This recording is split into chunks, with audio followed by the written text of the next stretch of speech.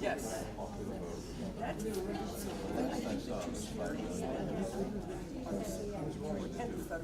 Something like 70, 66, 71, 67. And that was this morning. I mean,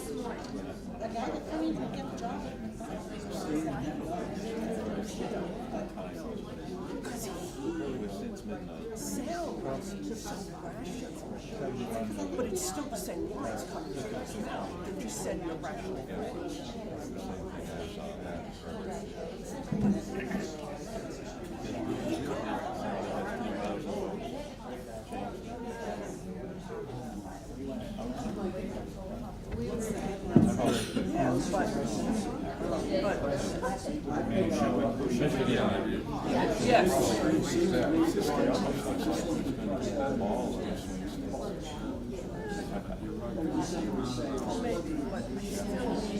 Again, that's very active for what he might do or say or speaking as though he knows people are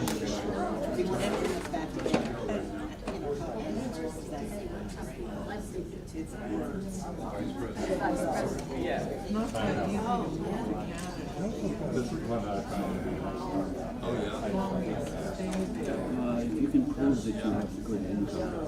No.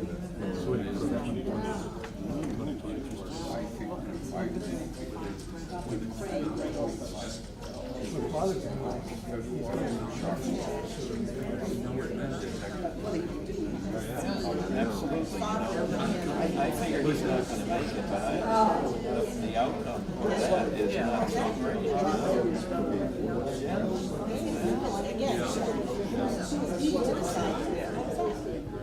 Probably got some good.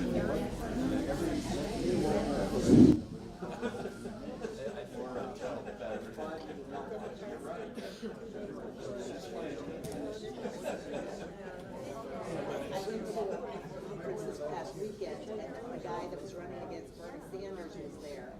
And one of the things he said is that he didn't agree with Trump's thoughts about feeding land from conversations. And because George Floyd was being honest about that. Well, good morning, all. This isn't quite what some of us had in mind. But here we are, living in Trump's America.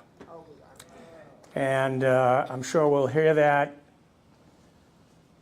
several more times over the next 4 years. And how many of you stayed up late last night? Till 2 in the morning. Oh, wow.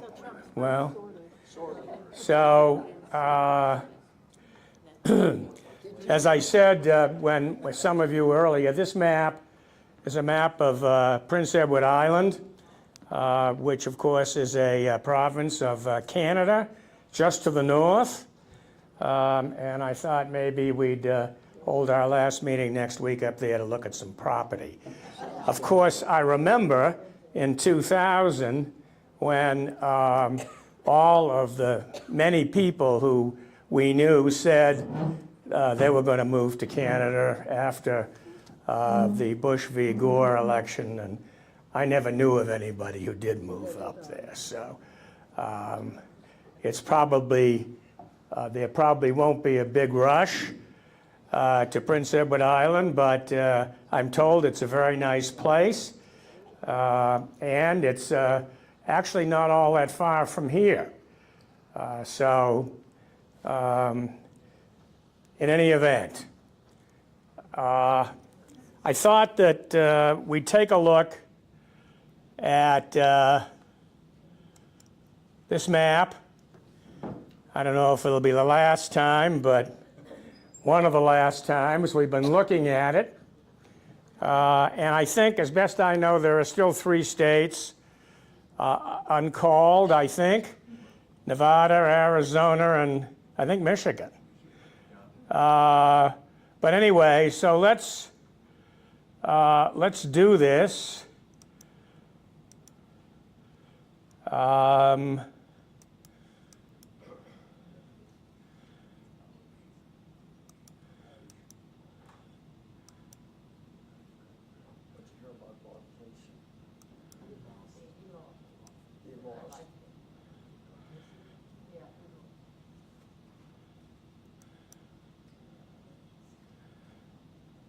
So we have 17 votes that are left here, 11 in, I'm sorry, and Michigan.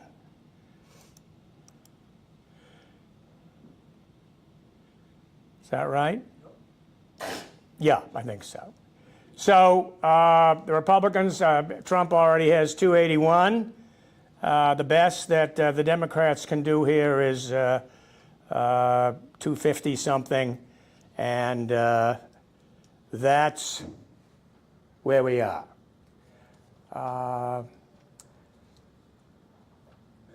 You'll remember very early, I think in the very first class, I had a map up of the counties in the United States for the 2020 election, and it shows a very large swath of red from right to left. And the map that will be created after this election will show an even greater swath of red, if that's possible, going across the country.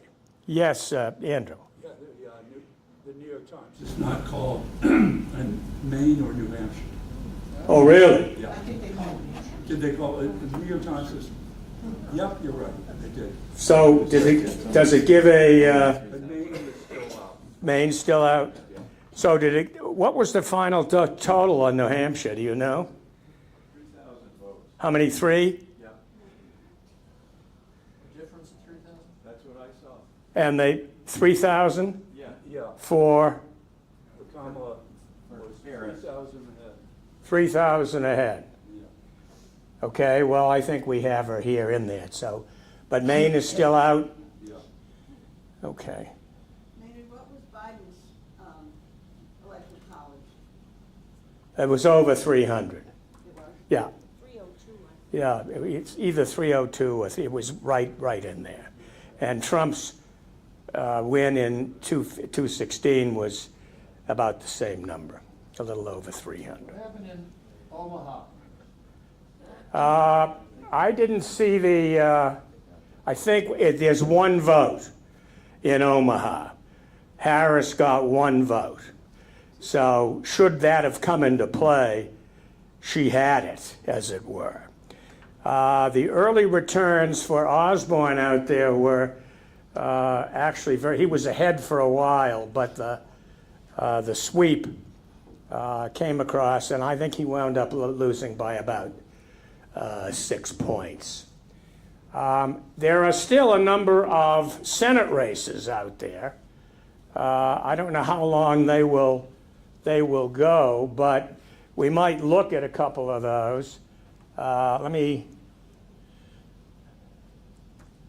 Let's see here.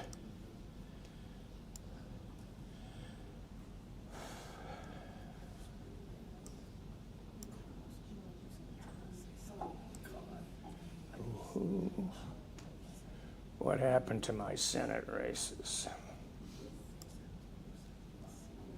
Come on. Here we go.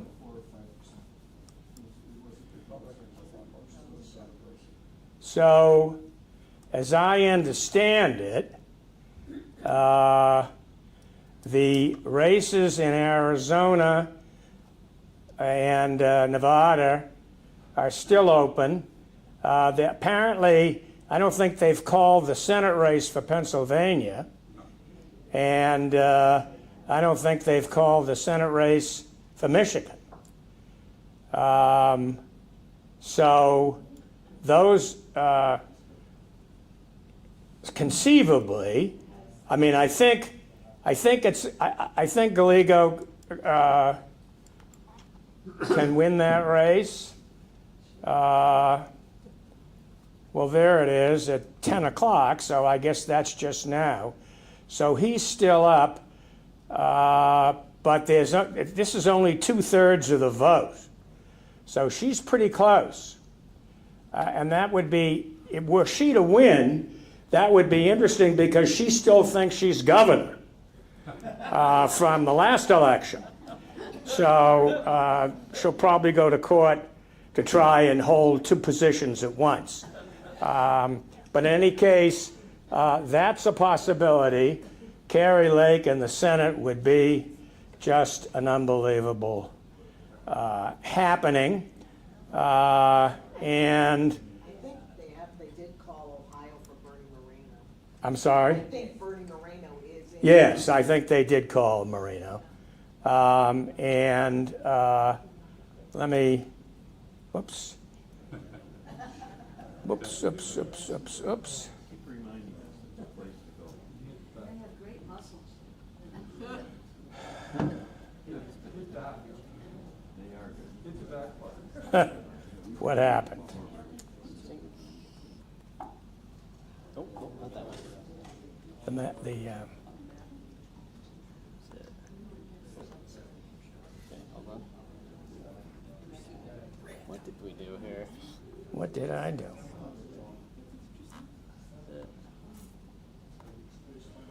we do? Nope, that's not it. I think you can pick it up on that. Here, let me see. Is it, which one is it right It's not on there. Oh. It's, wait a minute, but I can put it on. Here it is. There we go. Okay? Technical difficulty overcome temporarily. So the other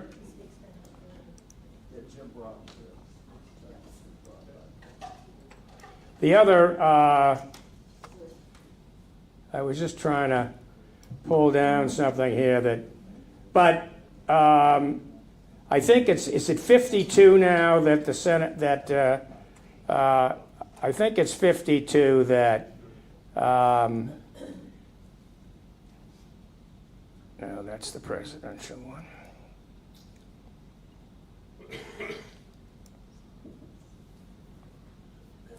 Well, I think I'm going to have to pass here for the moment. So there are still, I think, three races open there. As I say, the Arizona, Jackie Rosen, I think, has a good chance at holding that seat. I think Gallego can hold this seat. Michigan, I don't know. But in other words, it's possible that the Republicans would have 55 seats in the Senate, down to 52 if the Democrats were to win or hold on to those three states. Frankly, given the terrible map that the Democrats had this year, that really is not a terrible outcome, although the Democrats certainly lost, I think, some very good people. I think losing Sherrod Brown and I'm sorry? John Tester. Yeah, and John Tester. And I think, as I say, I think Bob Casey is still open, although, no? Okay, so those are really sad losses to see, I think, for the country, and particularly because of the people who are coming in to those positions. Not that they're a particular party, but that, you know, they're all multimillionaires with an agenda. And so I think that will not be helpful. There are at least a dozen races in the House that are still open. I haven't seen any late breaking calls. It's possible this could go on in the House. Yeah. Maynard, we have an online question from Gene Corrado. He says he's curious about total turnout. In 2020, it was 155 million. He hasn't seen the figures for the current election yet. The turnout for yesterday? Yeah, nationwide. Yeah, I think the last numbers I saw, and they're still going on, I think was about 135 or 40 million. But you know, there are some races that are still being counted. Pennsylvania, Michigan, and I don't know whether they finished counting. I'm sure they haven't finished counting California. So that's still up. Actually, another thing that's interesting is that Trump in Illinois was only like 4,000 votes away from actually carrying Illinois, which would have been a huge upset. And in New York, he cut the margin in half in New York State. As I say, I didn't see any numbers in California, but it looks as though he's going to carry the popular vote, and that would be the first time that's happened for a Republican since 2004. And this is probably if you look historically back, this is probably the worst loss for the party on a national level since 1984, which was Reagan's second term. It's interesting that in '86, actually the Senate flipped, but the map for the Senate in the next two go-arounds is not good for the Democrats. So we'll see. But looking ahead in the Senate is not, doesn't provide a lot of positive hope at this point. I think I started this talk a little bit about the House, and as I say, I think there are at least a dozen races, there may be a few more, that are not called. And those races will decide who is going to control the House. And I think that really is the kind of last best hope here, because if Trump has both houses of Congress, my order at the liquor store is going to be doubled every week. Yes, Duncan. It takes 60 votes in the Senate, so I'm beginning to think the Senate may be the only check. Well, yeah, that's 60 votes, that's true, but that's not for everything. I think, yeah, there's a modest check there. I would agree. But still... Well, it certainly was used by the Republicans. Oh, yes, for sure.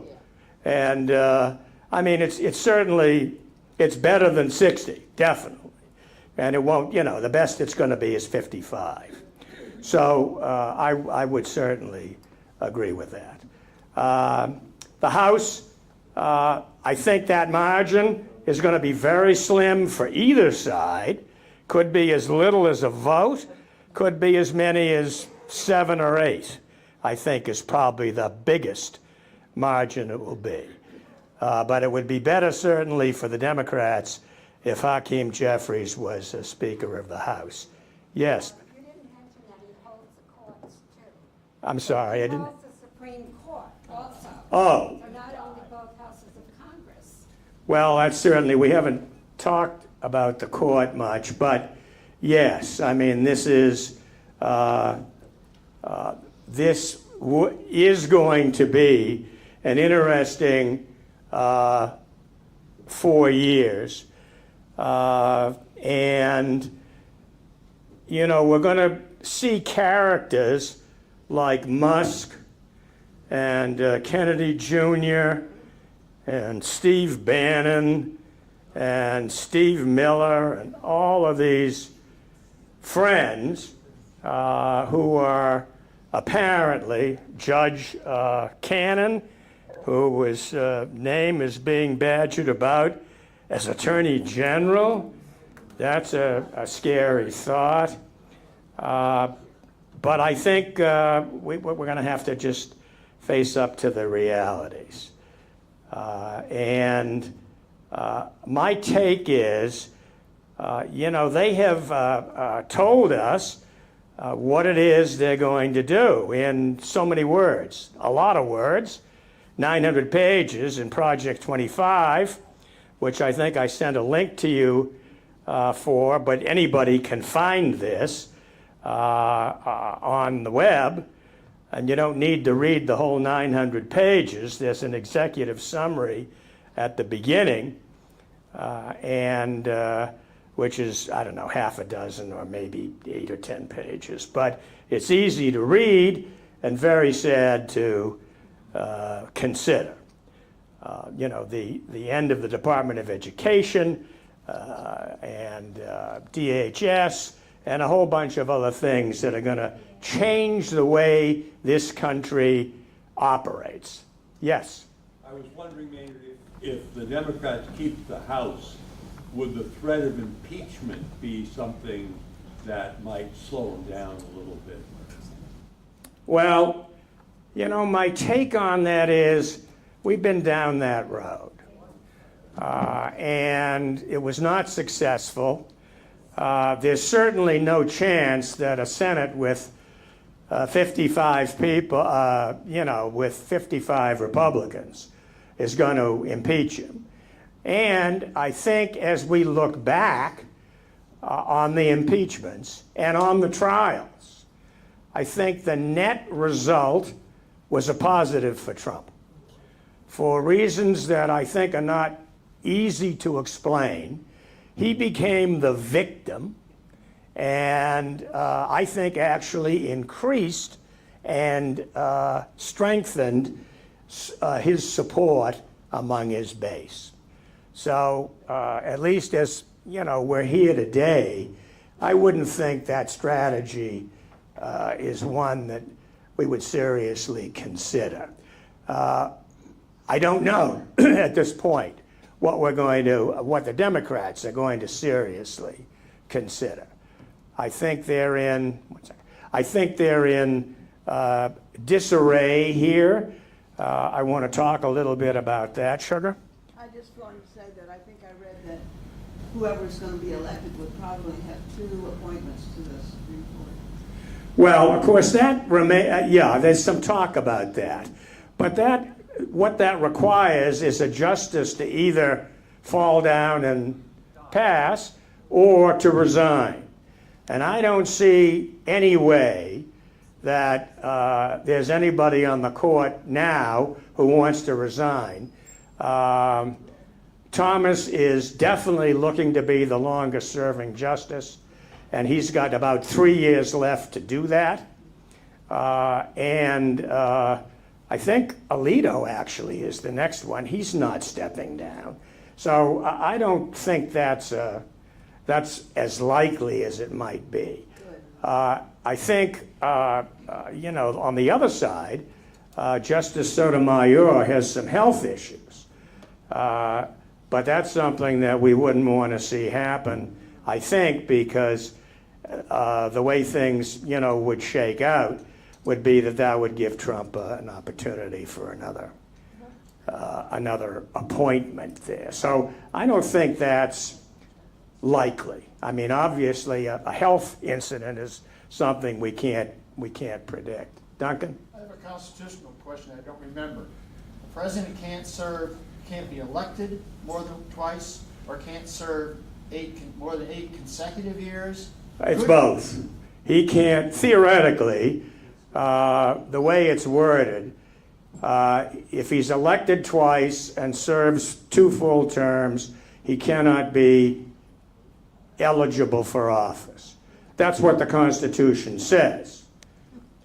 We'll see as we get closer to the time whether that's a norm that, he did say on a number of occasions or suggest that this was going to be the last election. So that's another interesting point that we can keep in the back of our minds. Who said that this is going to be the last? I'm sorry? Who said it, that it's going to be the last? Oh, Trump has said that on numerous occasions. So, yes, Carol? I stayed up till 2 watching the news, and I made a long list of all the things that are impacting. But J.D. Vance, the vice president, and the age of Trump Yeah. now is, we could really have Vance as president of the United States, and that's terrifying. Yeah, I think that's true. I think that's that may be one of the reasons outside of money that he picked Vance, but certainly he's there and could be. I think I have a figure here that I thought would interest you that, wait a minute, oh, I know where it is, it's right here. So, you will be interested to know that the Iowa primary in 2028 is only 1,167 days away. So, we'll probably start a class in a couple of weeks and see if we can follow all those developments. Well, New Hampshire will be interesting in that year because there'll be 2 open races. The Republicans will have multiple candidates, and the Democrats will probably have multiple candidates. So Well, that's probably true. it'll be more like 2008, right? Well, and 2016. Well, at least we have Bernie. Yes. We do have Bernie. And I thought Phil's comment, the governor that he had voted for Harris was, even in Vermont, a pretty gutsy thing to do. Jim? I just wonder if probably this is on your agenda, but are we going to have a discussion as to why did this happen? Well, yes, I think we should have that discussion. You basically led me right into it. But let me, in anticipation of that, I want to just make a few comments and then really open the floor. So Trump will be, as you well know, only the second president to serve 2 non-consecutive terms. Grover Cleveland in the late 1800s, who was governor of New York, did that. And so Trump will be President 45 and 47. So why did this happen in this way? I sent you an email, I think it was yesterday morning, pretty early, with a number of points, some of which came out to be the case, some of which did not. We talked last week about having a feeling in my head and in my heart, and it turned out that what I had in my head was more accurate perhaps than what I had in my heart. But in any case, we thought, I think, or some of us thought, that the effect of the abortion ruling and related matters would bring out huge numbers of women. There was a huge spread in the gender gap, well over, I think it was 35 points. Well, it turned out that the gender gap was actually closer to 20 points. Now, 20 points is a big spread, but it's not 35 points. So I think point number one, and again, we haven't seen the full spread of numbers. That'll take some weeks to come out. But definitely, the spread between men and women was not as great.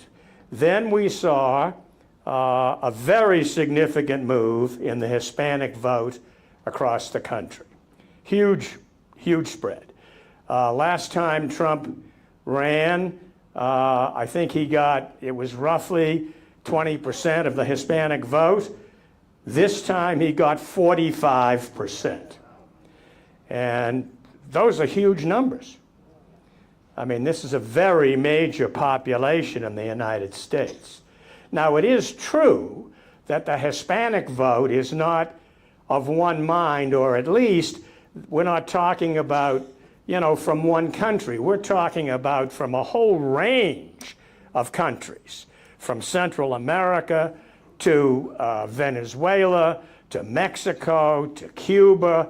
I mean, the Dominican. We're just talking about a whole range with huge numbers of people, and some of these people have been here 8, 9, 10 generations, and a lot of them have been here only a short time. So we can't make generalizations we can't make too many generalizations about it as a group, but I think these numbers come from, the analysis of how people describe themselves. And so whether you're Venezuelan or Dominican or Cuban, and whether your people have been here for, 5 years or 50 years or more, could make a difference. But I think it's an interesting question as to why that group has moved from basically over the years.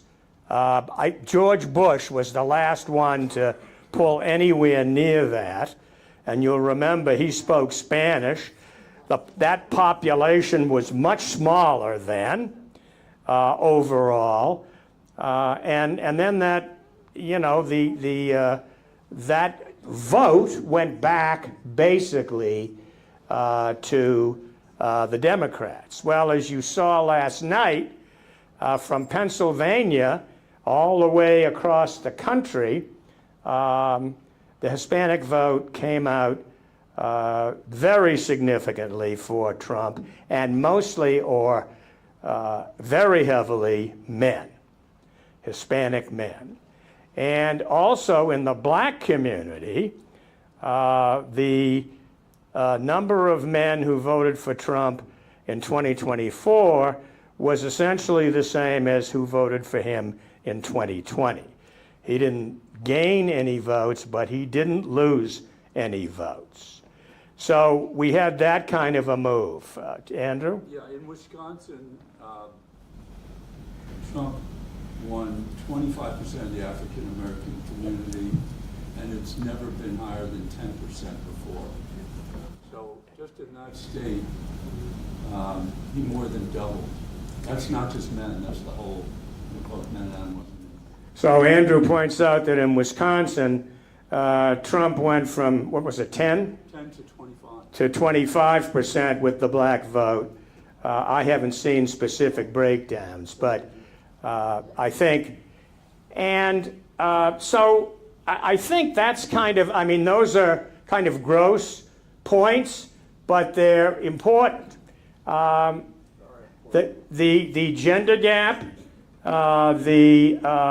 so also Harris, I think that as we look back at the race, there's no doubt in my mind that Biden could never have won this election.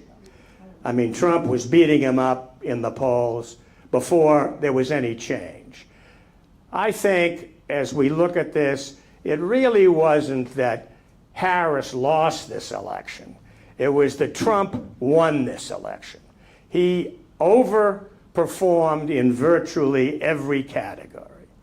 And frankly, this was, no matter what happens in the remaining races, for him to win the popular vote, for him to win the majority of the swing states, and for him to come as close as he did in some of the blue states, I think suggests that, as I said when we opened this, we're really living today in Trump's America.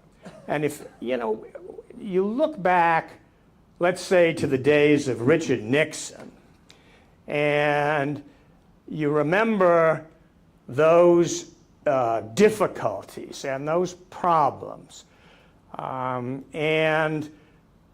But when you remember that members of the Republican Senate and House went to see Richard Nixon and told him he had to go, there's no way in the world that that's going to happen to Donald Trump.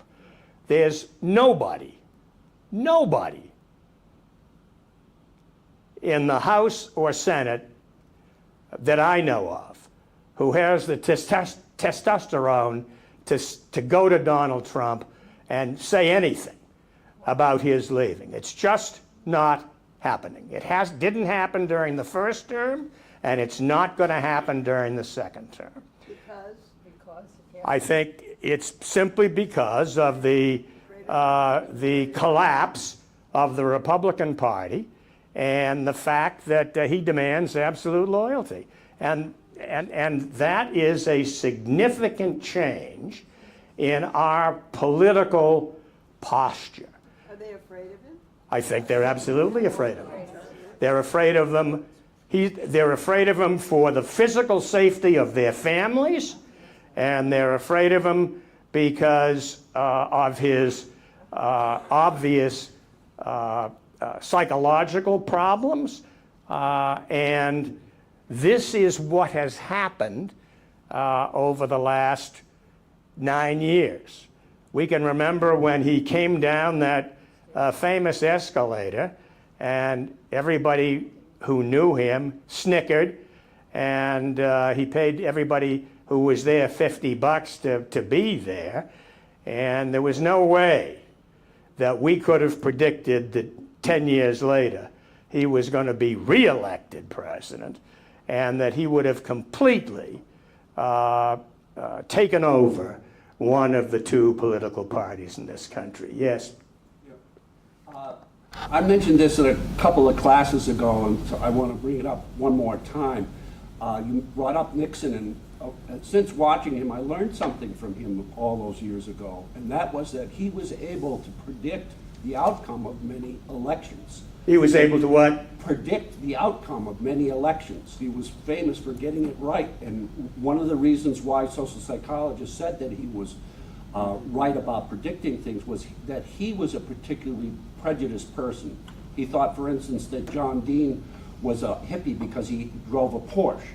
But my point is that research is done to show in the journal Personality, the psychology research magazine, showing that people who are prejudiced and conservative are much more happier people.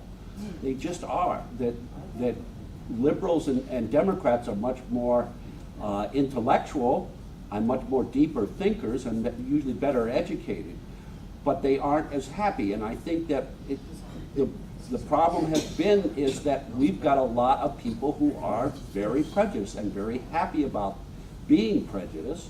The word, fascist is coming back into play here, and I think that Trump and Fox News has underlined that, given them an excuse. If you were on the line a little bit about maybe being worried about being prejudiced or not, Trump and Fox News managed to reinforce the feeling that the general public has.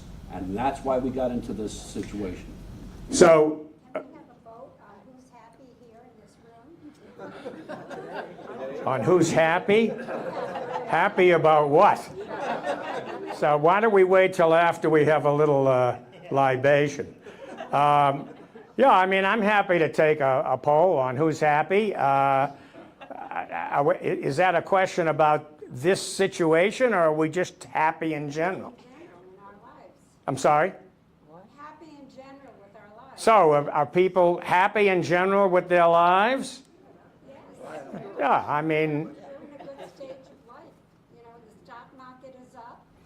Our kids are grown and they're doing well.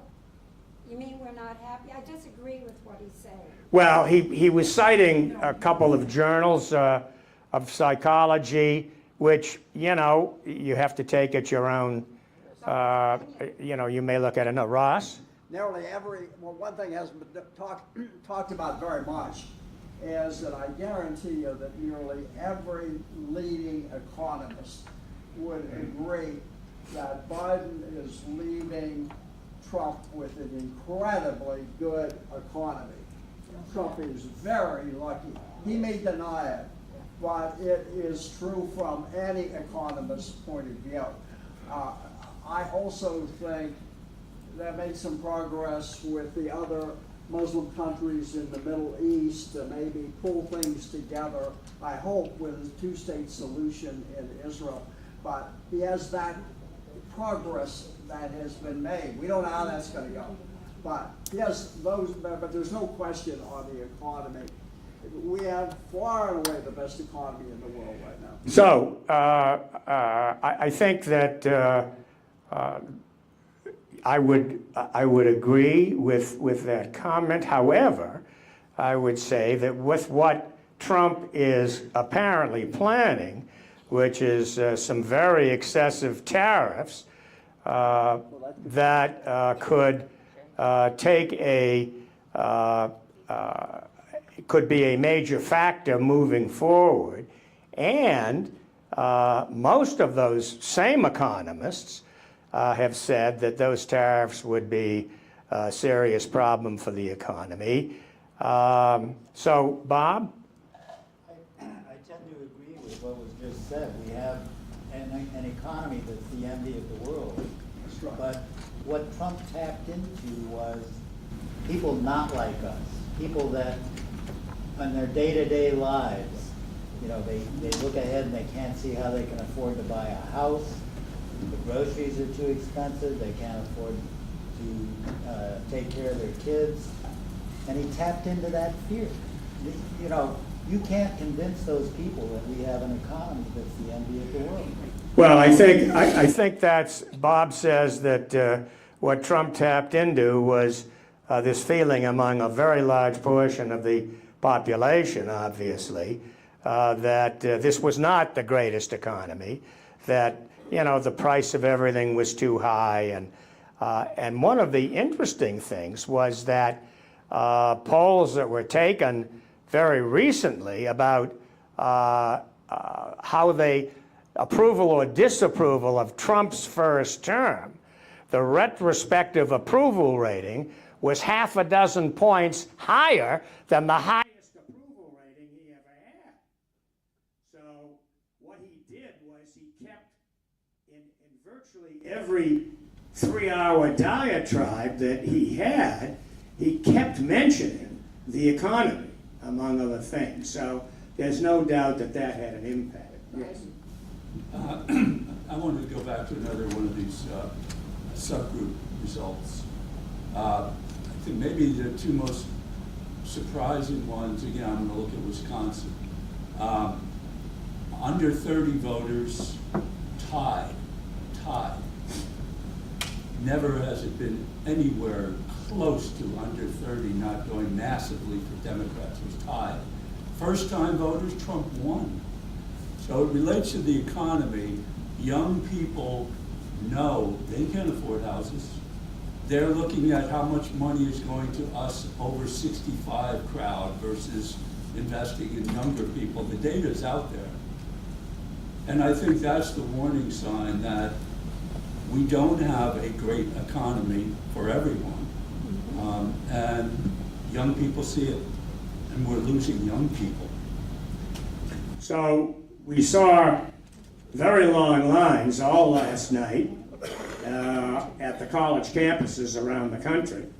And they, in fact, extended poll times in order to get these people to vote. I think there was an assumption that a lot of these people were going to vote Democratic.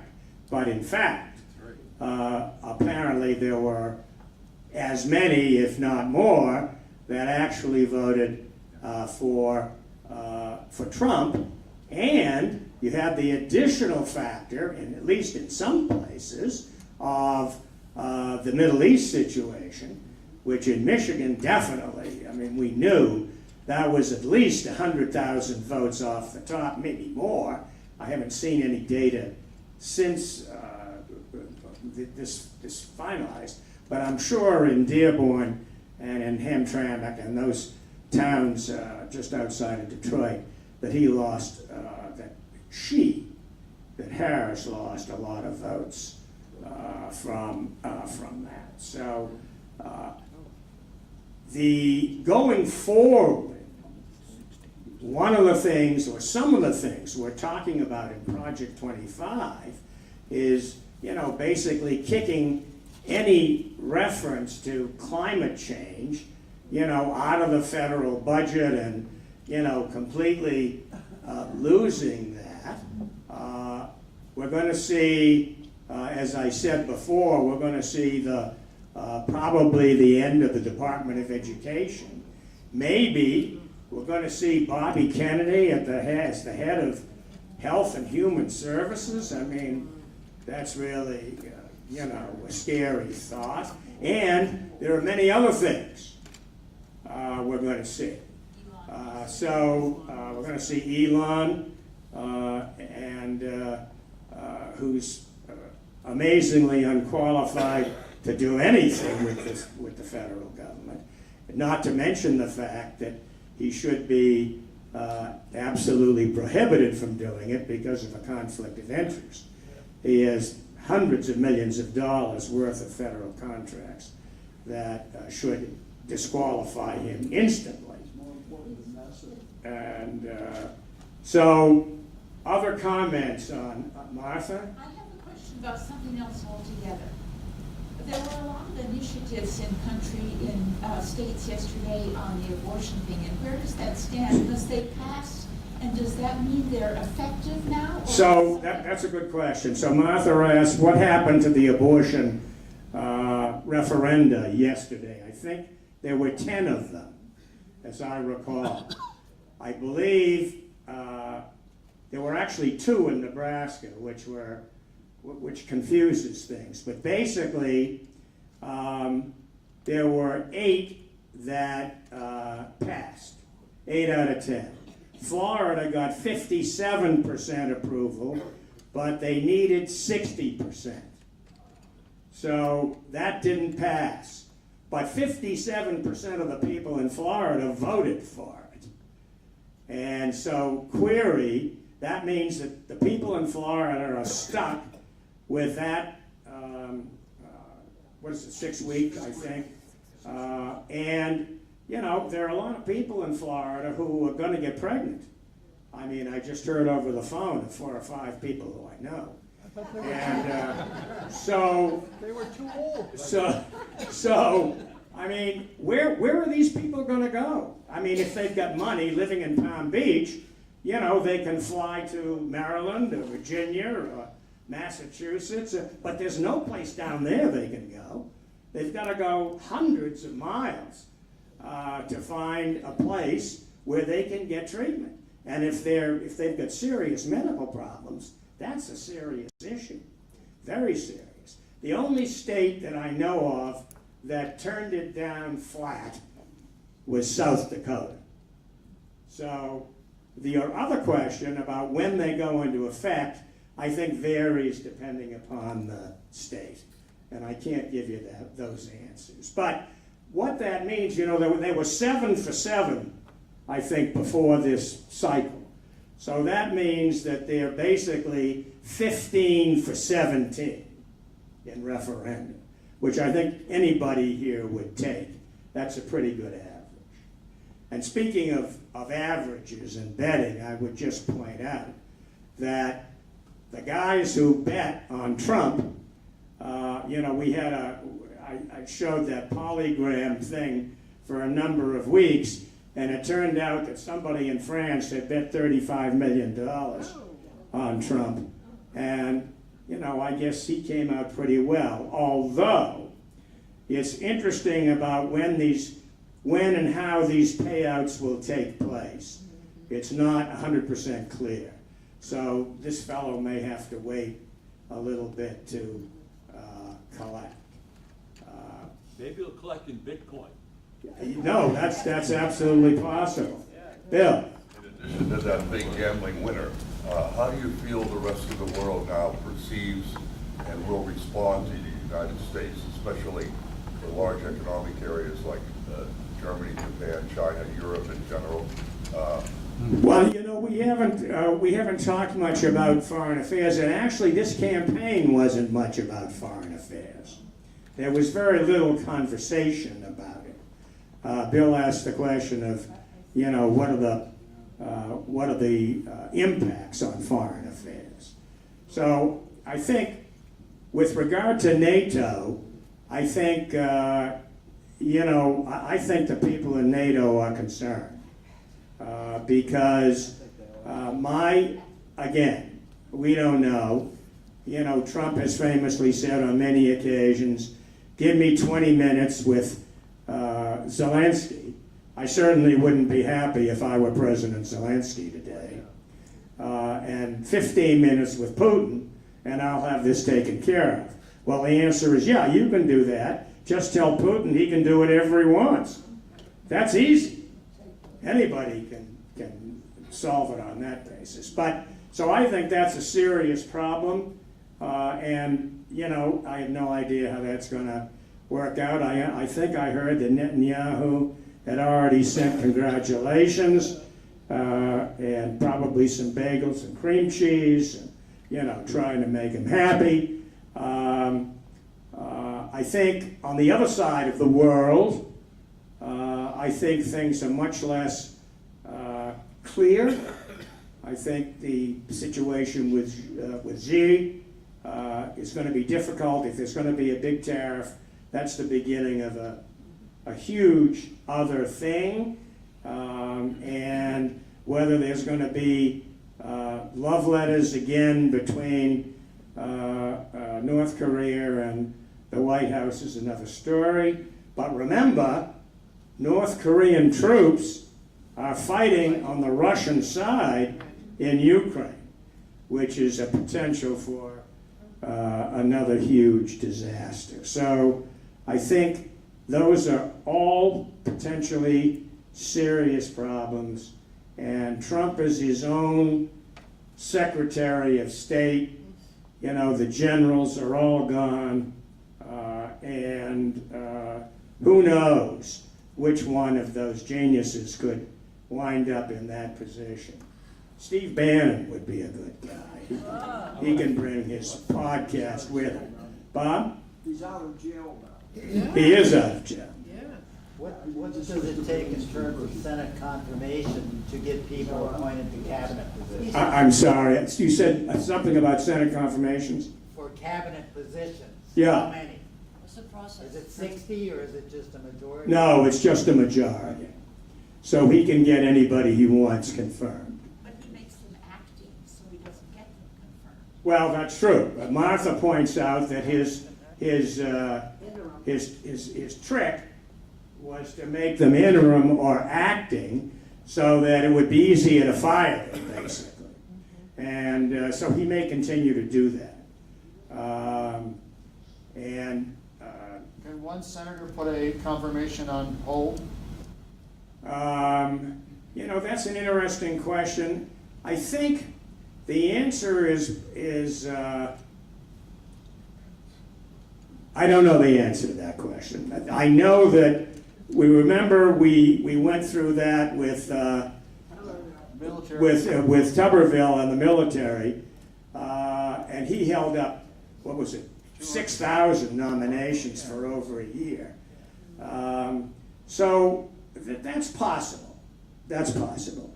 You know, the Democrats have a way of bringing a knife to a gunfight. And so I'm not sure that that's a technique that, that they would favor, but you don't know. Has Trump taken a position on Taiwan? I mean, I don't know. Well, I think, I'm not sure there's a position on Taiwan. You know, Taiwan, the Chinese have been carrying on, what do they call them, practice, military maneuvers. And for the first time, they were carrying them on both sides of the island. They had only carried them on in the strait. But this past, whatever, 6 months ago or less, they were carrying them on both sides, which meant they had to fly over a lot. And that really infuriated the government of Taiwan. But I'm not aware that he's aware of, you know, what Taiwan is all about. And so, I don't know. Yes? Yeah, in anticipation of that, I noticed a small article that you don't see very often, but the country of Palau, the United States Army, along with Special Forces, did a practice invasion by paratroopers into the airport there in anticipation of going into Taiwan. The country of what? Palau. Oh, Palau. So the comment is that the United States has done some practice jumps into airports in certain places, planning for what they might do in the event of a problem in Taiwan. Yes, Carol? How do you feel about the emphasis that the Democratic campaign played on certain important issues? For instance, I saw a poll that says that the things that were the most biggest factors in people's decisions, the first one was maintaining democracy, second was the economy, and only 14% said abortion. And yet it seemed to me, I mean, certainly from a lot of the speeches and things that I saw, that there was such an emphasis on abortion, and it was even used to try to bring in more male voters. But then it turned out to be not that critical a factor in terms of how people voted. So the question or the comment is about what the strategy was for the Democrats with regard to issues. So my take on this, you know, Kamala Harris had 100 days, basically, to run this race. I gotta tell you, you can't even get out of bed in a presidential election in 100 days. People, it's at least 2 years in advance, and sometimes more. You know, as I just said, 1,167 days. We'll all meet in Iowa and have a laugh because we'll be freezing our you-know-whats off. But I don't think that, I mean, did they make some errors? Did they miss some things? I suspect they did. I mean, I was one who thought that Josh Shapiro should be nominated for vice president.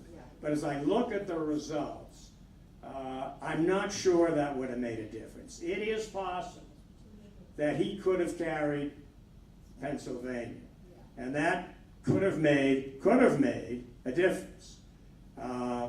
But there were no guarantees.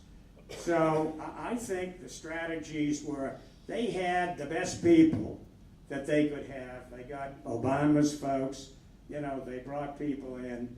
I think she did, in many ways, a remarkable job.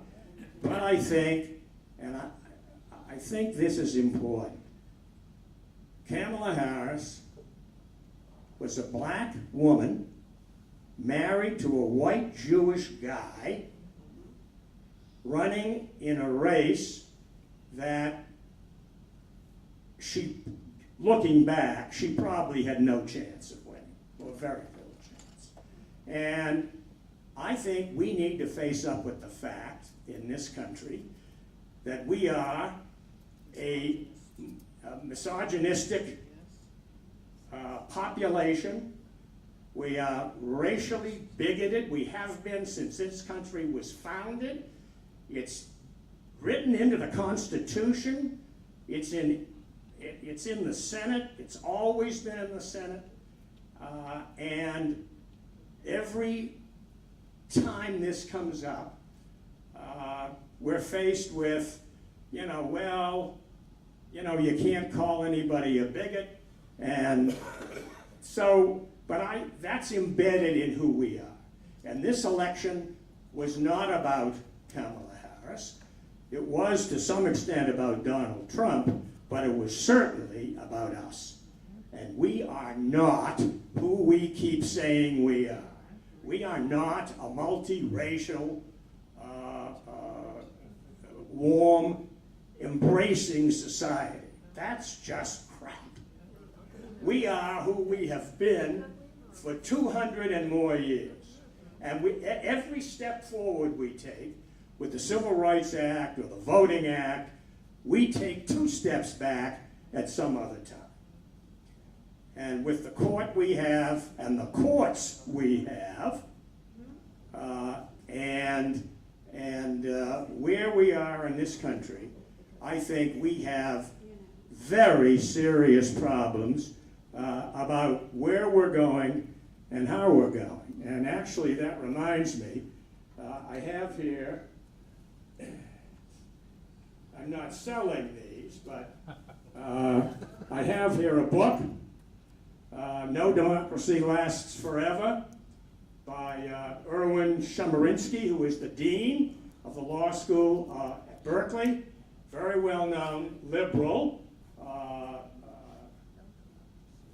academic. And this book was published in the last few months, How the Constitution Threatens the United States. And I think it's a very interesting book. He's not advocating the overthrow of the government, but he does say, and I think he makes a very good case for the fact that this system we have of the Electoral College and everything that surrounds it is preposterous. And he has a whole other group of things that he thinks should be changed, etc. Anyway, it's an interesting read, and I think that he makes some very interesting points.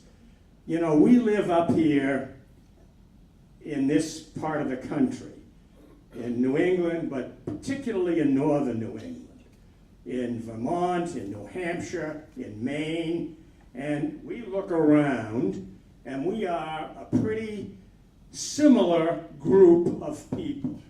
We have certain means, we have certain education, we have certain resources, we have certain lives that we've lived, and we're pretty lucky people.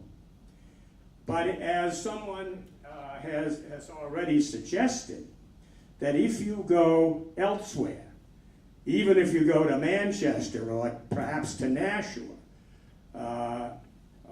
or if you go to any place where there are large groups of minorities and people who don't have those things, who don't have education, who don't have means, etc., you get a very different view of what this country is. And many of those people have suffered over generations with promises from both parties, but probably most often from the Democratic Party, certainly in recent years, and the party really hasn't been able to deliver for them. So I think that's a serious a serious matter, and I think this book, yes, Ross? The exception to what you were saying on racial issues, and I think the thing that proves you're wrong on that, I believe, is somebody named Barack Obama, and for that matter, Michelle Obama too.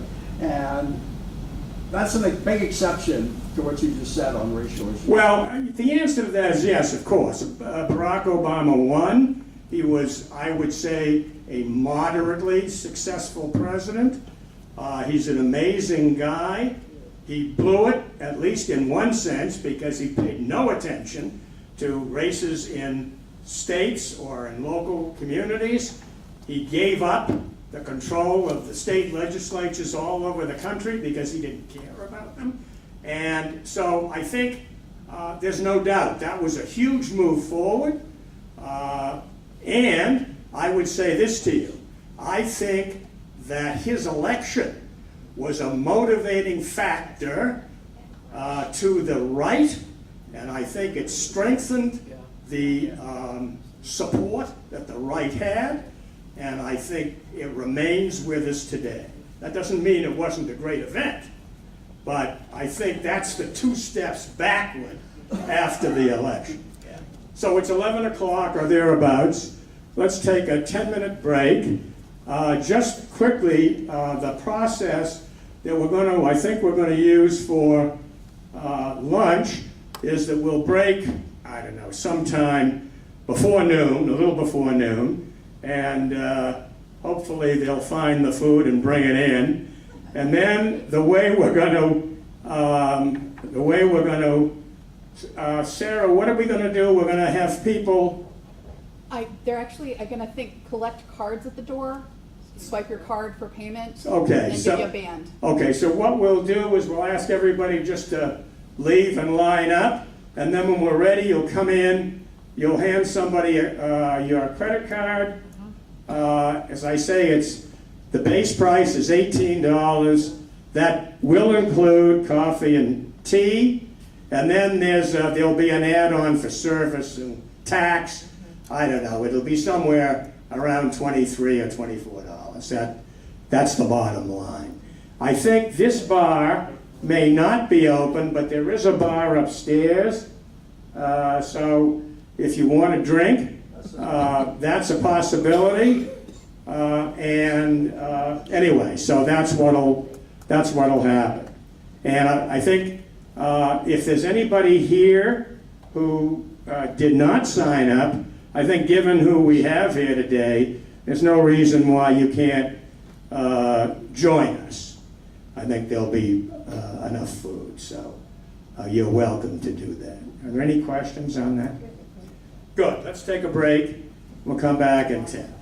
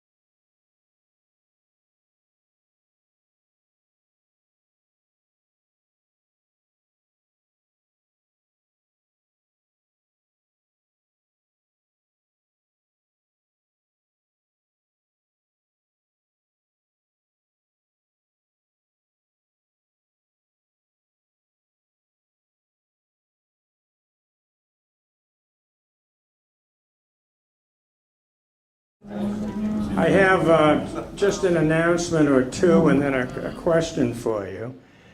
A couple of people have brought to my attention the speakers at the Rockefeller Institute, which are on politics through the end of November, the Dickey Foundation, and you can find those online. There are a number of them in November and maybe early December, and so they have some very good speakers, and you may find them interesting. And then, second of all, a couple of people have said, you know, should we meet next week? And I think it's a little early for the Iowa primaries, but we had originally scheduled a class next week, and I had assumed that there would be continuing issues with the possible peaceful transfer of power and all that. I'm sure there are many other things to discuss, but I am at your service, as it were. I think that my salary probably will be reduced. I don't know how it can be reduced below zero, but I'm sure Osher will find a way. And but I'm happy not to do it next week if those of you you know, don't feel it's necessary. If you would like to come back, I will certainly be here. So let's take a quick vote. Before we vote, can I ask a question? Yeah, wait a minute. Yes, question here. My question is, what will you talk about next Bingo. week? You want to give me 20 minutes to... well, I think I had down... Actually, what I had down was basically the peaceful transfer of power. But I think that... I mean, for example, we don't know how the House is going to come out, and at the moment, I can't give you a list of 4 or 5 things, but before so maybe I'm asking you to do this blind. And as I say, I won't be offended if you know, some of you just would prefer not to. You can get ready for an early Thanksgiving. You can do a lot of other things perhaps if you want. I would turn around so that I wouldn't see your hands, but that seems at our advanced ages probably not necessary. So, so how many of you would, let me put it this way, how many of you would like to return next week? And how many of you would prefer not to? So let me just say, why, if those of you would prefer not to, don't. And you'll miss the best part of the whole session, because I've got some surprises up my sleeve. So anyway, thank you very much for that. So there are a number of other things. I had a question, or actually a comment from somebody online with regard to tariffs. A 20% tariff will cause inflation of at least 10 to 20%.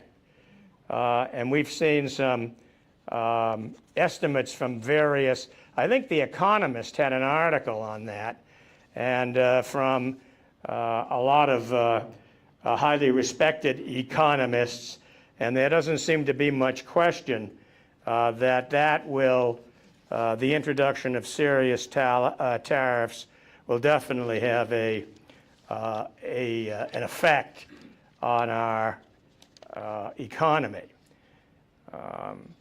So I think another thing we might talk about a little is, you know, Wall Street took a big bet on this election. And the market is flying. I can remember my late brother was a stockbroker in the 1960s. And the Dow average, I remember, was 750. So what is it, 40 some odd thousand? 41,000. He's been gone a long time, but I'm sure he'd be flabbergasted at what we've seen even over that quite very long period. So I think, again, what we're seeing here, and certainly during the Trump administration, we're going to see with Musk and Thiel and all of those characters, we're going to see a significant move toward oligarchs, what they have in Russia, a continuing high-tech focus, and the likes of us, i.e. older, I don't know about you, but I'm certainly not very tech savvy, and Bitcoin sounds like a chocolate bar to me. So, but I think that this is also another trend that I think is not helpful. And I think will only exacerbate the differences between the very rich people and the middle class, and even, of course, people who are not even in the middle class. I mean, I remember when we were young, $1 million was a lot of money. And, you know, if you knew somebody who had $1 million, you know, that was it. Today, $1 million is nothing. I mean, I don't know how many millionaires there are today of that you can get that number, an estimate at least, but there are thousands of billionaires, which of course was absolutely unthinkable when we were kids. I mean, that was crazy. Those were telephone numbers.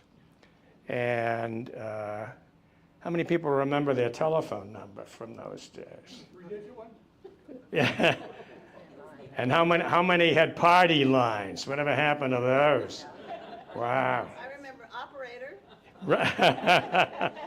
Right. Information. So, and information, yes. And telephone books. And telephone booths.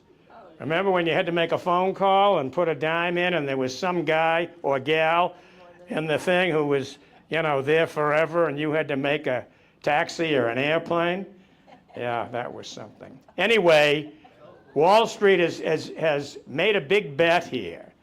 And I think that's not a good sign.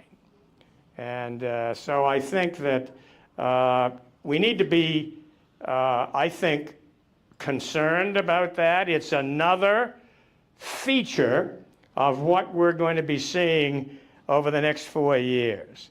And then, I don't know how you feel, but as I look at the news and look at our institutions in this country, our colleges and universities, our hospital systems, God, those are really horrible, and religious groups and other kinds of not-for-profits in various fields.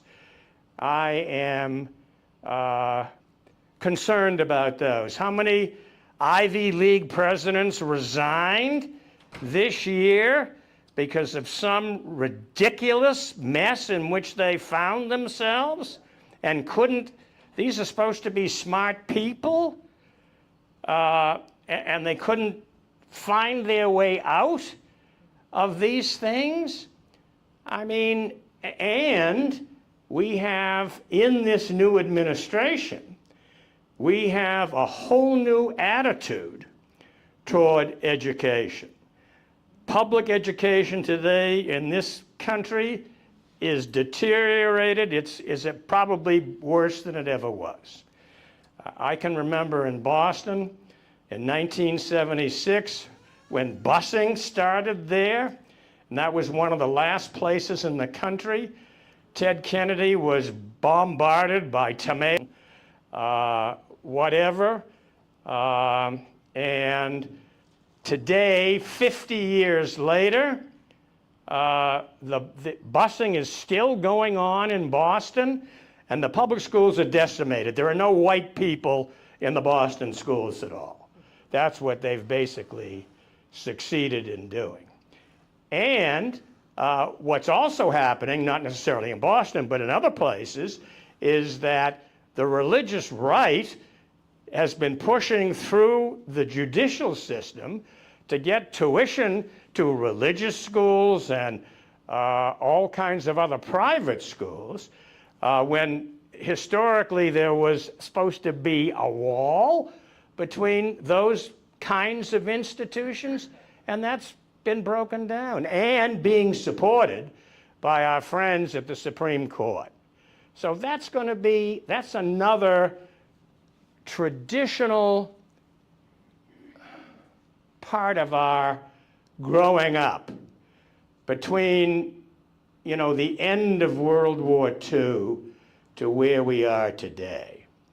And I see the thing about MAGA, the MAGA mafia, and this situation in which our country now finds itself, is that these people are not disruptors.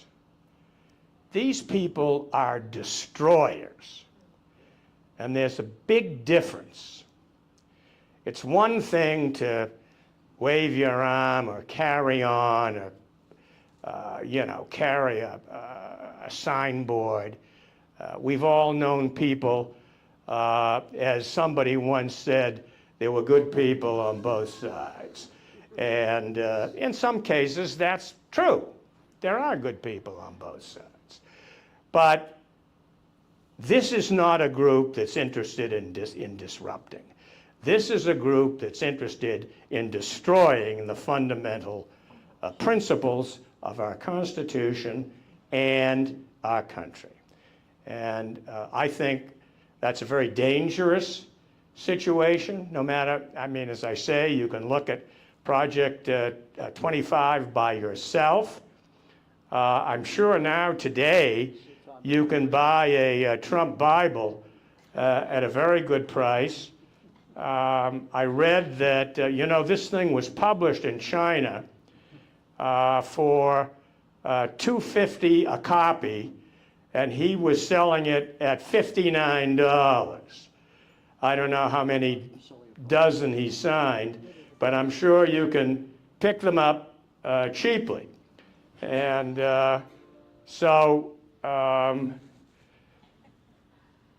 and I'm sure you can also get a copy of Project 25, but again, you can get that online.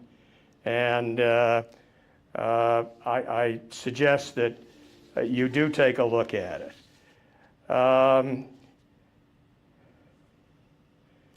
So I guess I think another interesting thing here is that when you look back at this election, what's amazing to me is that basically this was Trump's best outing. Imagine that. Imagine after all these 9+ years, with all the things that we know about. Imagine the things we don't know about. Actually, that reminds me, I've just finished the book War by Bob Woodward, and I recommend that book to you very highly. Bob, as you know, has written many books, but some I think are better than others. This is an excellent book on the Biden administration's handling of Ukraine and the Middle East, et cetera, and it's basically right up to date, including Kamala Harris's participation in in all of this, which actually was quite impressive. So I recommend that book to you.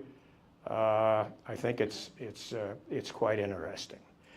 And so. Can I ask a question about Sure. people that are going to be released from jail? Oh, yes. So a question about the people who are going to be released from jail. Well, I haven't received the email from the former guy who's now going to be the current guy. But by all accounts, he plans to pardon maybe all of these people, certainly some. And himself? Well, he doesn't need to be pardoned because he hasn't been sentenced. So if we talk about the cases, I think that's interesting. There's no doubt that the federal cases will disappear. Smith will go away, maybe back to the International Court of Justice. The only two cases, well, the first interesting question is what the judge in New York is going to do, because he had postponed sentencing Trump until after the election. Well, now it's after the election. So Trump has been convicted on 34 felony counts. So what is the judge going to do? Is he going to sentence the president-elect to jail time? No, he's not going to do that. Is he going to sentence, is he going to fine him? I don't think so. I actually don't know what he's going to do, but I suspect that they will try and make this just go away. I also saw or heard last night in an election in Georgia that Fani Willis was reelected. I mean, some things are amazing. But that case certainly isn't going to go anywhere. And that leaves, well, as I say, Jack Smith, I think those cases are gone.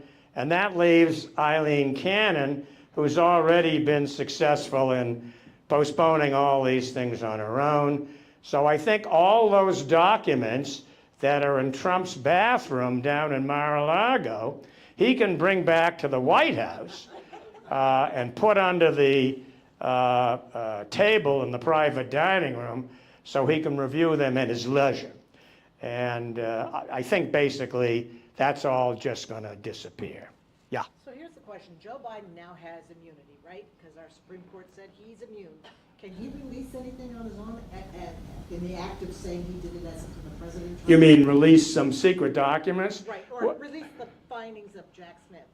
Because he's immune, he could do that, and there would be no repercussion for him. Could he do that if he chose? Well, I think, again, so far that question of immunity, of course, has not been tested. So I wouldn't think that Biden would do that. I think Biden will follow the normal process here in the transition. I think he'll attend the inauguration. I think he'll probably leave a letter for Joe in the Resolute desk, maybe with a firecracker or something. But I think he'll go through the normal process. And I think, I just heard a bit of an excerpt this morning on Trump's remarks. If you didn't recognize his voice and just listened, you would have thought, that sounded almost reasonable. But very quickly, that's going to change. And Harris will still, continue to be stupid and low IQ, and, Biden, et cetera, et cetera. So I think it's only a question of time until he comes back to that. And we all remember that first inaugural address, which was dystopian. And I think, in the last 2 weeks of this campaign, if we just could isolate those last 2 weeks and what he had to say and forget everything else, which of course we can't do. I mean, you can't forget the insurrection and a whole series of other things over those 4 unfortunate years. But if we just isolated those remarks, those would be disqualifying for any person who has ever run for president of the United States. There is no candidate ever who would have gotten away with that. That's baked in now, solid. And it's baked in for, you know, the next 4 years, or as long as he's, you know, going to be around. And I think, as I say, that says more about us than it does about him.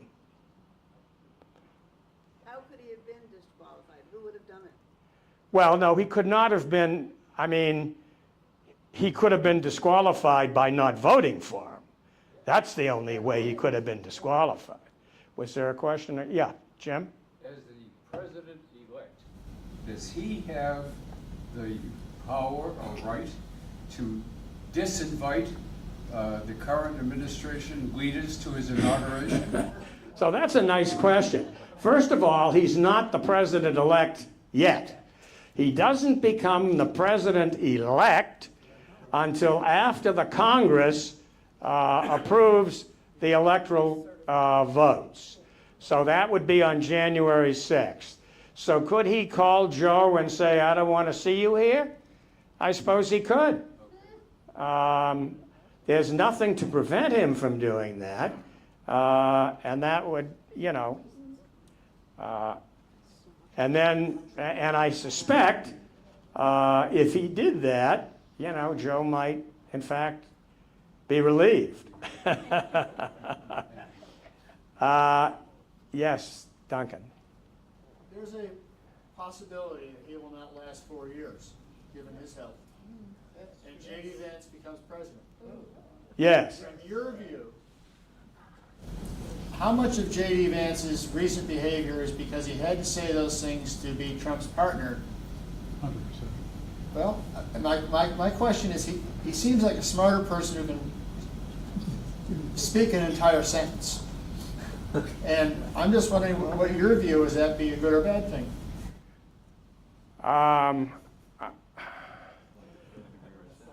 I mean, my take on Vance is that he'll do anything that supports his advancing power, and if he feels that Peter Thiel, who basically got him elected senator, would want him to do something, he would do it. I think he's a party guy, a Trump guy, and that I think I would be very surprised if he suddenly became something else. Yeah, Jim.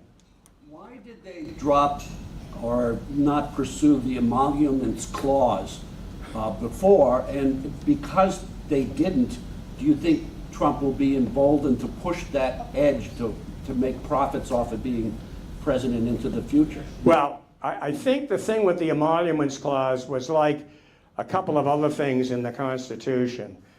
You know, nobody really ever paid much attention to this because it was all small potatoes. You know, I mean, presidents would get gifts from visiting presidents or emirs or whatever, and they would declare those, and they wound up in the Smithsonian or someplace. But nobody ever ran businesses, certainly not of the scope that Trump ran. So you'll remember the hotel in Washington, which received millions of dollars in revenues, which was completely against the emoluments clause. And I think everybody felt there were bigger fish to fry. Now, that hotel has been sold. He sold it for a lot of money. Now he's got several public stock entities in which he's a major stockholder, in addition to the businesses that, you know, the boys are supposedly running. I don't know how much they run them and how much, you know, he has his hand in, but I'm sure they don't make an important decision without talking to him. So my take is it's just not important enough to kind of worry about. And again, Ted, I think that those pursuits kind of join the long list of charges and, you know, court involvements that have just infuriated his followers. And I don't think the returns are worth the publicity. Yeah. Do you think it's going to be a family-run business again? The rest of the kids and... Well, I think it seems as though Ivanka and Kushner are out. I mean, they're swindling other people. You know, he got $3 billion from, I forget, Qatar or someplace, and he's going to build. Apparently, he's looking at Albania, the coast in Albania. I don't know how many of you have ever been to Albania, but I mean, I was there many years ago, and there was nothing in Albania, which may be a reason why you might put something there. But I think they're totally removed. The other kids, I mean, the daughter is the co-chair of the daughter-in-law is one of the co-chairs of the RNC. You know, I think they're going to continue to do what they continue to do.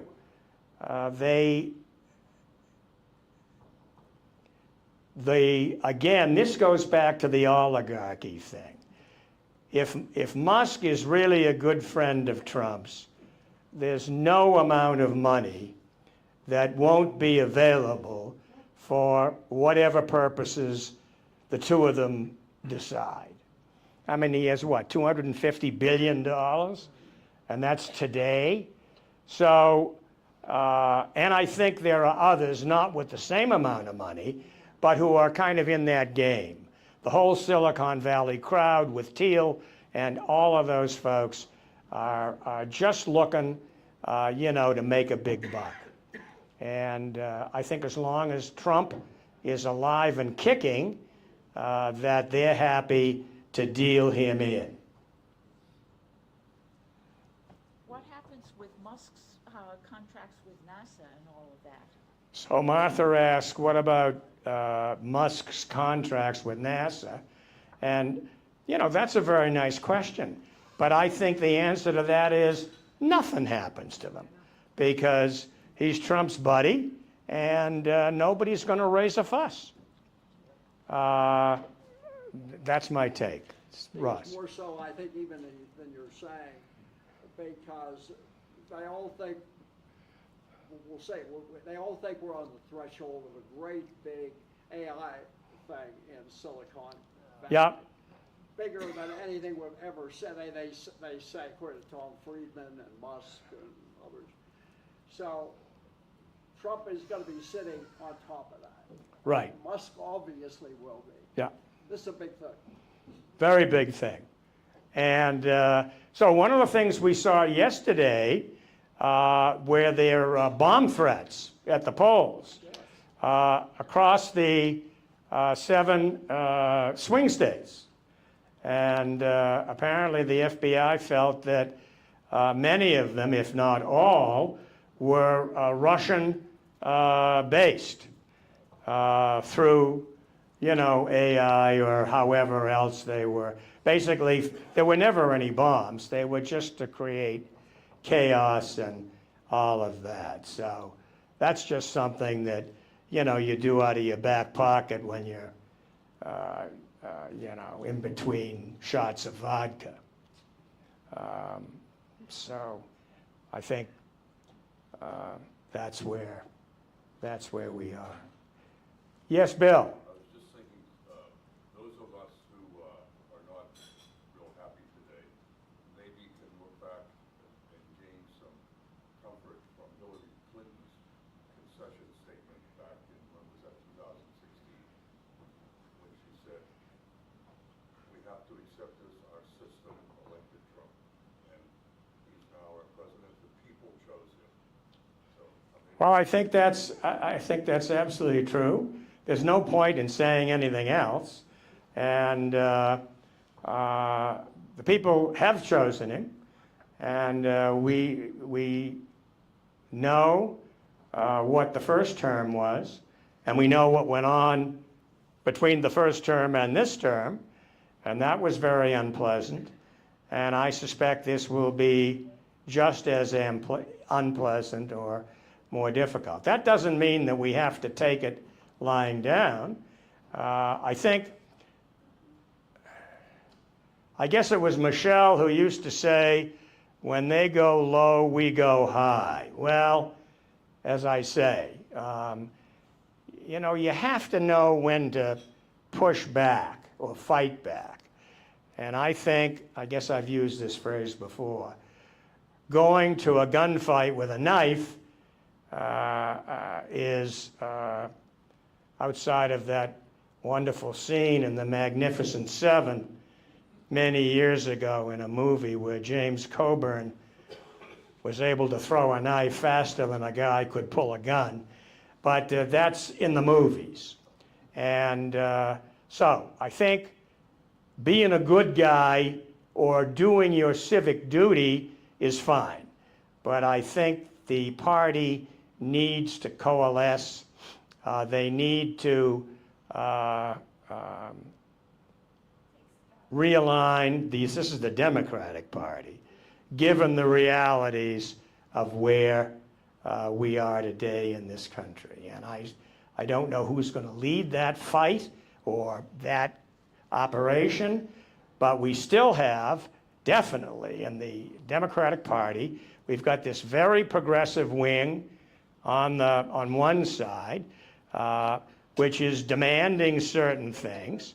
And one of the factors that we actually haven't mentioned, this is the transgender thing, where the suburban mothers are not only upset about abortion, but they're upset because their daughters are playing soccer or some damn game with people who have transitioned, you know, and they had signs all over these suburbs saying, you know, our girls want to play with girls.